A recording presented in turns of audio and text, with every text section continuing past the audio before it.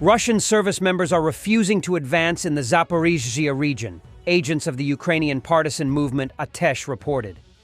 According to the Post, agents from the 1,440th Motorized Rifle Regiment stated that certain squads are refusing to go on the offensive in the Zaporizhzhia region.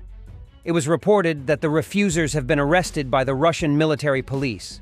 An informed Kyiv Post source in Ukraine's security services said, "In the Zaporizhzhia sector, there is a solid and fortified line of combat engagement. Therefore, advancing there is suicide for the Russians," the source told Kyiv Post on condition of anonymity, adding that nobody is advancing there now, they're just biting each other. In response, the Russian military staff intends to deploy new units to the specified sector, replacing those that have retreated with the conscripts. This is occurring amid assurances from the military political leadership that conscript soldiers will not participate in the so-called special military operation. Of course, their words do not inspire confidence among the soldiers. Russian conscripts play an ambiguous role in Russia's war against Ukraine.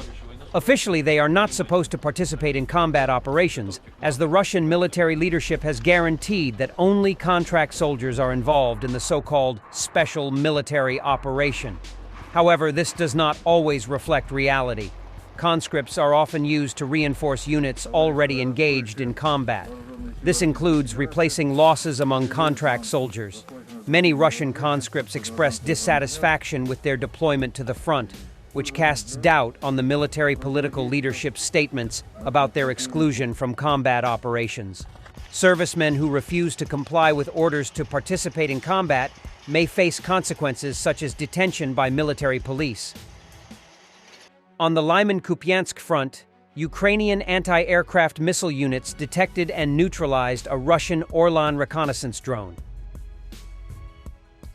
This video was reportedly filmed in the village of Koronevo in Kursk region by a Russian war veteran turned volunteer, call sign Pioneer. A completely ransacked apartment, stripped of all household devices, and a woman crying in the background. This is what the Kremlin's soldiers leave in their wake. Most shops and houses in the village met the same fate. The great Russian army in all its glory.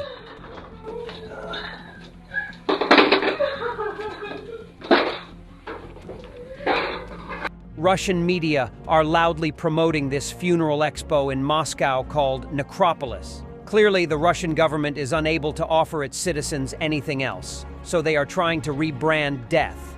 After all, if it comes in a package with flashy costumes and even a play, the average Russian might gloss over the fact that Putin is sending his people to slaughter, and will continue to do so indefinitely to feed his war machine.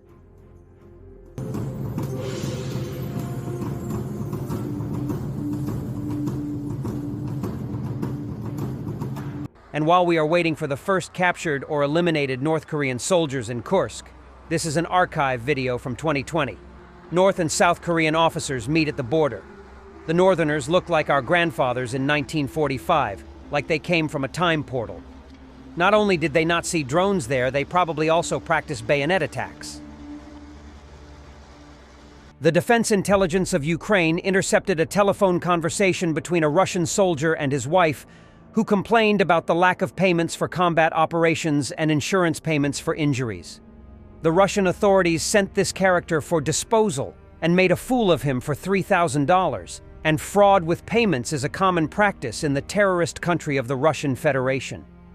Ukrainian intelligence writes, Listen, I need to explain why I did this. I went to the military unit to find out about your combat pay because, listen to me till the end. Only 32,000 came through, like I told you. A month has already passed. None of those 300,000 you're talking about have shown up. Listen, here's what they told me at the unit. I showed them all your injury reports. The combat bonus of 300,000 hasn't come through. I'll go back later once they give me some sort of document at the military unit. There's also the 500,000 from the governor that we're supposed to get, but not immediately. As for the insurance, they won't give it to you because your injury is considered minor and doesn't qualify for an insurance case. Because you have a minor injury, it doesn't qualify.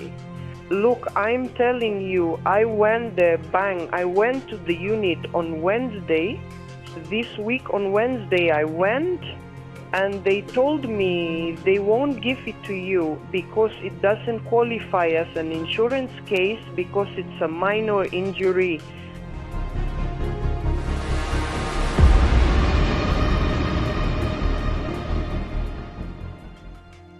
A 76-year-old pensioner in Russia signed a contract to join the special military operation.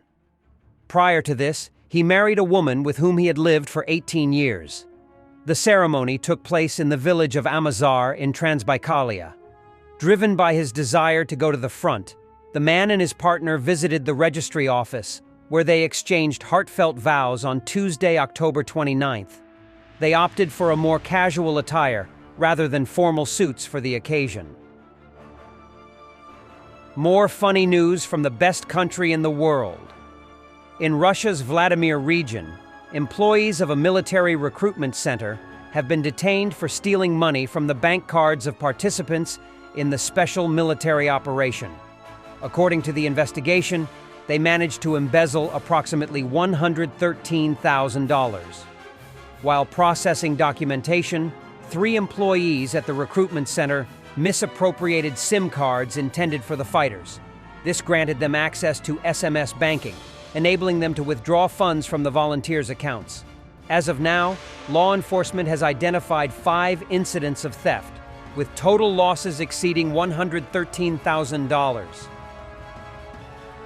Omega Special Forces unit of the Ukrainian NG showed footage of taking down 6 Supercam, 1 Orlan, and 1 Zala Russian drones over Kharkiv Oblast using Wild Hornets FPV.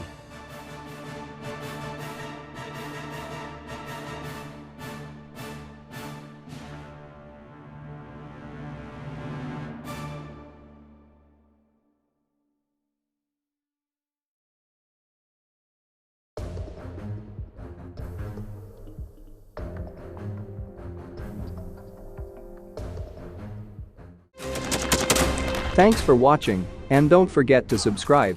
Also, if you want to support Warthog Defense, please become our member and get early access to new videos, exclusive members-only videos, and become administrator in comment section.